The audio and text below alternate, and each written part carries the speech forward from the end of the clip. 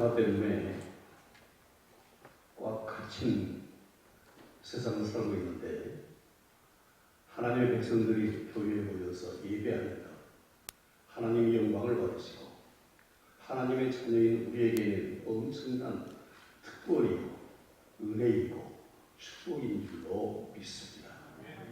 또 다행히 코로나 확진자 숫자가 많이 내려가서 국가의 염려와 규제가 많이 풀린 일도 얼마나 다행인지 모르겠습니다. 그러나 우리 분명한 것은 코로나가 이전이 됐던 이후가 됐던 세상에 노아 홍수 같은 시대의 이전과 이후가 됐던 천지개벽의 이전과 이후가 됐던 우리의 신앙은 하나님 중심, 성경 중심, 교회 중심의 신앙으로 꿋꿋하게 서서 하나님께 영광을 돌리고 하나님의 은혜 가운데 모든 일을 능히 잘 감당하는 우리 성도 모두가 되어지기를 예수님의 이름으로 축원합니다. 오늘 이 수요예배 시간에 시 헤럴드, 코리아 헤럴드가 아니라 꼬리 시 헤럴드,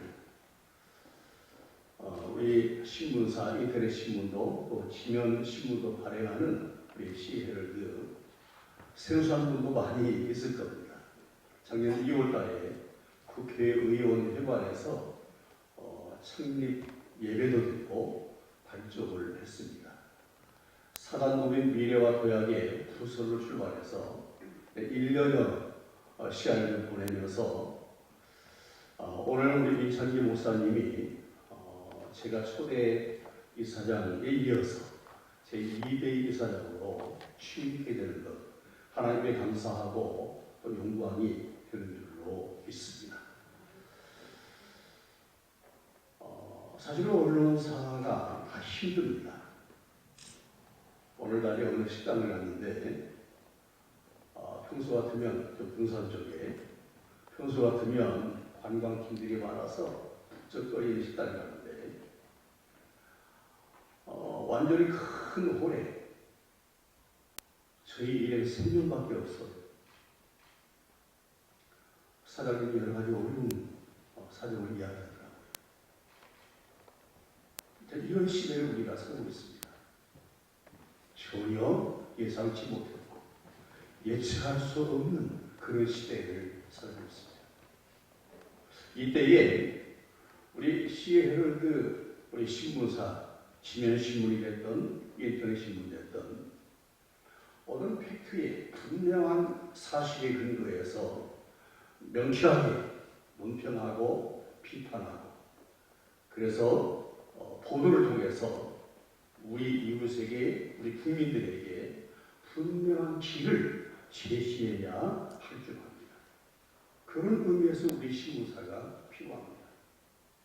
많은 지휘관 신문사 중에 그 중에 하나 많은 사람의 관심이 없는데 우리 직원들만 열심히 관심 가지는 그런 신문이 아니라 인터넷을 줄이다가 또 주변에 신문을 줄이다가 시헤럴드 신문을 접하면서 무언가 내 마음에 접촉점이 이루어지고 내 마음에 궁금했던 부분들이 열리고 어떤 문제의 해결을 받는 그런 시발적인 이 신문을 통해서 꼭 이루어지기를 예수님의 이름으로 축복합니다. 우리가 신앙생활 할 때나 교회를 섬길 때나 우리의 사업의 경영이나 우리 신문사의 경영할 때에 오늘 성경 말씀이 우리에게 좋은 지침을 주신다 생각합니다. 너희는 이 세대를 본받지 말고 너희는 하나님의 아들, 딸은 하나님의 부름받은 예수 그리스도를 믿고 구원받은 너희는 우리는 이 세대를 이 세상을 본받지 말라고 했습니다. 이 세상이 어떤 세상인데 이 세대가 어떤 세대인데 사도 요한은 그의 서신에서 이렇게 이야기합니다. 이 세상이나 세상에 있는 것들을 사랑하지 말라. 누구든지 세상을 사랑하면 아버지의 사랑이 그 안에 있지 아니하니. 왜냐하면 이는 세상에 있는 모든 것이 육신의 정욕과 안목의 정욕과 이생의 자랑이니 다 아버지께로부터 온 것이 아니요 세상으로부터 온 것입니다. 우리가 살고 있는 이 세상은 천국이 아닙니다. 우리가 살고 있는 이 세상은 아담과 하와가 살고 있던 에덴 동산보다도 더 못한 것입니다. 왜 그래요? 에덴 동산에는 사탄의 꼬임받지 않고 죄짓지 않았더라면 범죄하지 않은 상태에서 영생할 수 있었습니다. 선악을 알려는 나무 과일을 따먹지 않고 만약에 가정을 해서 생명나무 열매를 따먹었더라면 범죄하지 아니한 상태에서 영생을 누릴 수 있을 터인데 사탄의 꼬임을 받아서 하나님이 금하신 큰 땅의 열매 선악을 알게 하는 나무 열매를 따먹고 하나님을 불신하고 하나님을 불신앙하고 하나님 앞에 불순종하고 범죄해서 범죄한 상태로서는 생명나무 열매를 따먹을까 봐서 생명나무 열매를 하나님께서 구름 천사들과 불을 도는 화염검 불꽃이 팍팍 튀는 검으로 그 생명나무를 지키지 않았습니다. 우리가 사는 세상은 더 악해졌습니다. 보는 것이 다 정욕입니다. 이 생의 자랑입니다. 육신의 정욕입니다.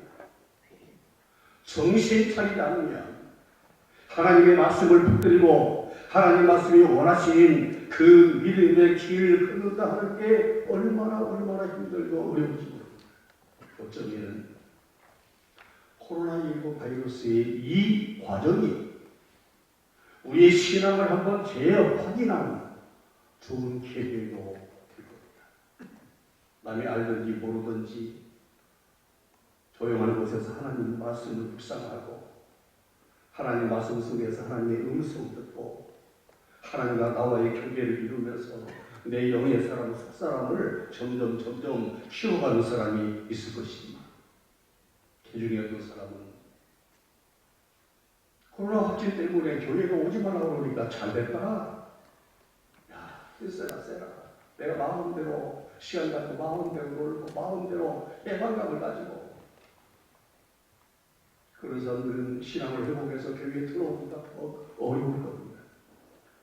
내가 예전에는 교회 한 번 빠지고 예배 한 번 빠지면 큰일 나는 줄 알았는데 와보니까 재미있어요. 그 보통제비가 아닌 거예요. 평소에 못 가봤던 주일을 하는 토요일날 친구들 어울려서 여기저기 다니면서 자유분방한 삶을 살면서 나도 모르는 사이에 이 세상에 육신의 정욕, 안목의 정욕, 이생의 자랑 나도 모르는 사이에 그 속에 안주하고 있어요. 주전자 속에 찬물을 담고 그 안에 개구리를 넣어놨습니다. 만화 위에 올려놓고 불을 켭니다. 처음에는 차가운 물이요. 좀 뜨뜻해보고 견딜만 하고 아무 관계 없이 자유롭게 보다가 나중에는 점점 뜨거워지고 팔팔 끓이면 나도 모르는 사이에 내 다리 쭉 뻗고 죽는 겁니다. 사탄의 전략입니다.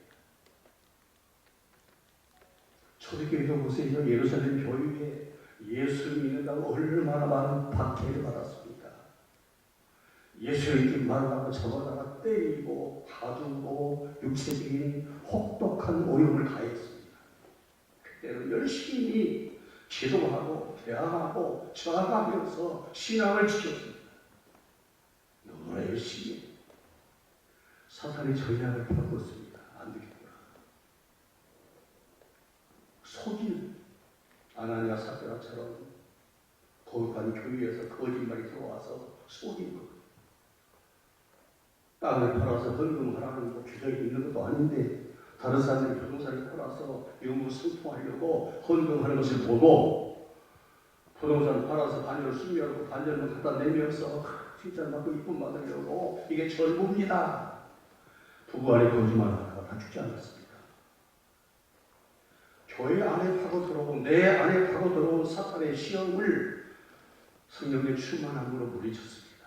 사탄이 안 되겠다 생각하고 더 센, 더 좀 업그레이드된 시험을 가합니다. 그게 뭡니까? 바쁜 겁니다. 너무나 바빠요. 헬라파 과부를 그리 열리라, 히브리파 과부를 그리 열리라, 불평불만을 더 수수 벌리라. 사도들이 그런 일에 왔다 갔다 하다 보니까 어떻게 기도하고 말씀 전하는 일을 할 수가 없어요.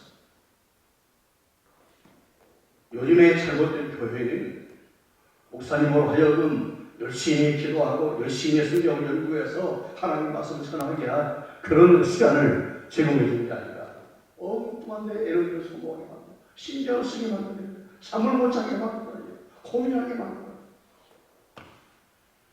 근데 예루살렘 교회는 7 집사를 세워서 구제하는 걸 다 맡기고 사도들은 기도하고 말씀 전하는 일에 전부하니까 교회가 말씀 때문에 흥왕하고 왕성하게 성장했다고 했습니다. 그래서 복음이 전파되고 예루살렘에서 시작된 복음이 온 유대 이방 나라에 유럽에 전 세계에 거쳐서 지금 우리 이 땅에 저와 여러분도 예수 믿고 구원받는 것 아닙니까? 그런데 코로나가 아주 악질적으로 사람을 시험합니다. 마스크를 쓰고 있으니까 우리는 표현도 안 보여요. 기존에 나온 교인들이 아니면 새 가족은 누군지 모르지만 오지도 못하게. 일반 교회들도 집에서 예배를 드리니까 예배를 드리는지 안 드리는지 알 수가 없어요. 예배 공공성이, 연대성이, 거룩성이 상실된 것 같아요. 코로나19가 개인의 시험, 목사의 시험, 성도의 시험, 우리의 신앙을 얼마나 시험하는 거예요. 이때에 너희는 이 세대를 본받지 말고 이 세상을 본받지 말고 세상을 본받지 마시기를 예수님의 이름으로 축복합니다. 무엇을 해야 되느냐? 하나님의 뜻이 무엇인지 분별하라고 그랬습니다. 하나님의 선하시고 하나님의 기뻐하시고 하나님의 온전하신 뜻이 무엇인지를 분별하라. 여러분, 하나님의 선하시고 기뻐하시고 온전하신 뜻이 무엇입니까? 하나님의 세상을 이처럼 사랑하사 복생자를 주셨으니 왜냐하면 이 저를 믿는 자마다 멸망치 않고 영생을 얻게 하려 하십니다. 하나님의 가장 큰 사랑은 하나님의 가장 선하신 뜻은 이 땅에 보내주신 구세주 예수 그리스도 믿고 구원받는 것, 예수 그리스도 믿고 멸망하지 않고 영생을 얻는 것이 하나님의 가장 선하신 뜻인 줄로 믿습니다. 신앙생활 할 때에 하나님의 뜻에 정말로 내가 하나님의 뜻에 합당한가? 우리 신무사가 정말 하나님의 뜻에 합당한가? 매월 얼마의 수입 이전에 하나님의 뜻이 합당한지 그의 나라와 그의 의를 구하는 열정을 가지면 먹을 것, 입을 것을 하나님께서 채워주실 줄로 믿습니다. 이스라엘 분받지 말고 하나님의 뜻이 무엇인지 분별하도록 하라. 그런데 그 중간에 말씀이 있습니다. 방법이 있습니다. 이스라엘 분받지 말고 하나님의 뜻을 분별하려면 그 중간 과정을 빼놓으면 안 됩니다. 그게 뭐냐면 오직 마음을 새롭게 함으로 변화를 받아. 마음을 새롭게 함으로 변화를 받아. 우리 마음이 어떻게 새로워집니까? 목욕을 찾아오면 새로워집니까? 예쁜 옷을 입으면 새로워집니까? 아니잖아요. 오직 예수 그리스도 안에서 오직 하나님의 말씀으로 오직 성령으로 오직 내가 하나님의 은혜를 받을 때에 내가 새로워지는 줄로 믿습니다. 우리 임찬기 목사님이 또 새롭게 이사장을 맡아 우리 시헤럴드 우리 신무사를 잘 이끌 가실 것 생각하니까 든든합니다. 든든해요. 우리 민창기 목사님의 부안 서해바다 앞바다를 바라보면서 청문의 구구를 품었는가. 그래서 신학대학을 하시고 신학대학은 공부를 하시고 하나님의 뜻이 있어서 이 땅에 교회를 세워서 예수님 교회, 얼마나 아름다운 교회를 세우고 전국적인 모델 같은 교회로 목회하시는지 참 존경스럽고 고맙고 부럽고 그렇습니다.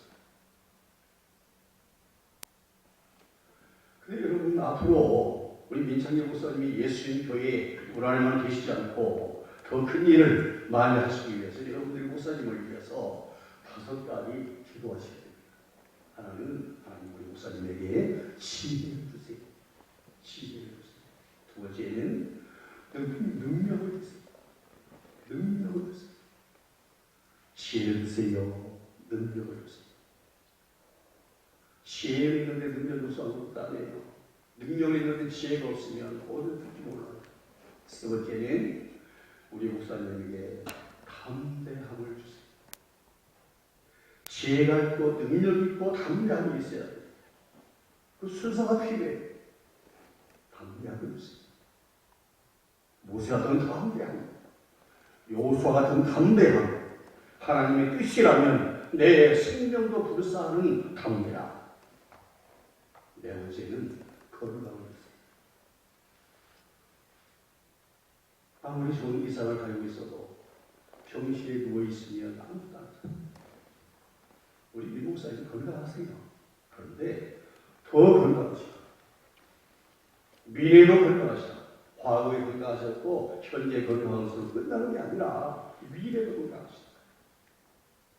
5번째는 하나님의 뜻을 이루 선한 일에 선한 사람들을 많이 보내주세요. 붙여주세요. 하나님의 선한 일도 혼자 할 수 없습니다. 우리 민 목사님이 교회 목표도 마찬가지지만 모든 대적인 일에 교회를 섬기고 하는 모든 일에 혼자 할 수 없어요. 사람이 많이 모이는데 내가 다 옥석을 가릴 수가 없어. 하나님, 우리 목사님이 선한 일을 하시는데 선한 일꾼, 하나님의 마음에 합한 일꾼, 주님 보시기에 아름다운 일꾼, 좋은 사람을 붙여주세요. 5가지 꼭 기도하세요.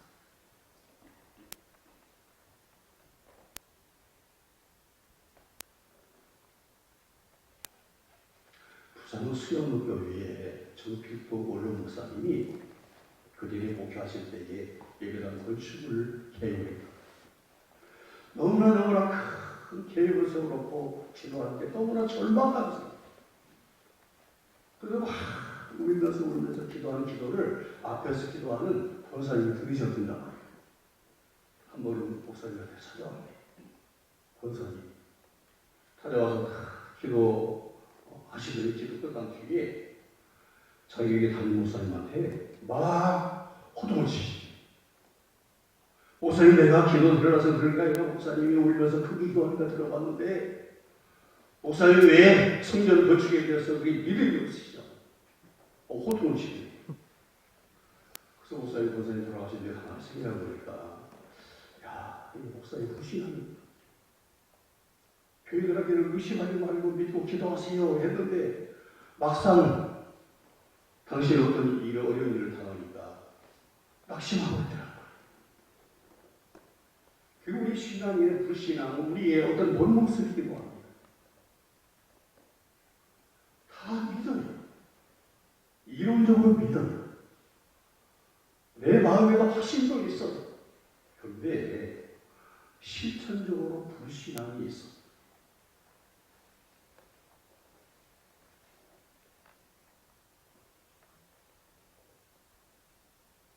우리는 옳지 않은 자유주의 학자지만 그 마르땡이라는 프랑스 신부가 있습니다.